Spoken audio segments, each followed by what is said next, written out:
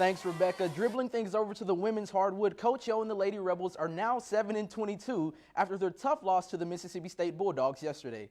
The Lady Rebels played a very inspiring first half, Deja Cage finishing the first half with 10 points. The Lady Rebels were neck and neck with the Bulldogs up until the final 2 minutes of the first half. That's when MSU went on a quick 14-0 run to take the Rebels out of the game. Coach O and the Lady Rebels lost this game 59-84, but look to finish their season on a high note when they take on the Missouri Tigers in the SEC tournament on Wednesday.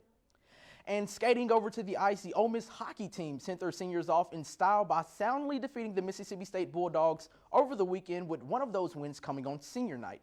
The weekend series was one where the Rebels had full control the whole way through. On Friday, the Rebels were able to take Game 1 over the Bulldogs 13-0. On Saturday, history was made for senior captain Braden Storner as he broke the record for most points in program history. Storner and the Rebels winning that game by a whopping 22-0 score. The Rebel hockey team now has their sights set on regionals that will take place this weekend in Tampa, Florida.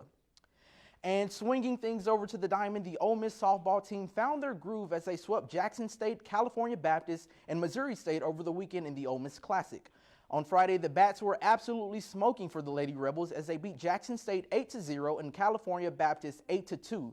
Perhaps the biggest story of the weekend was yesterday's game. The Lady Rebels were able to jump ahead of California Baptist early, scoring 4 runs in the first inning. The final 2 runs for the Rebels came in innings 5 and 6 that secured the tournament crown for the team. Ole Miss will be on the diamond again tomorrow to take on Central Arkansas.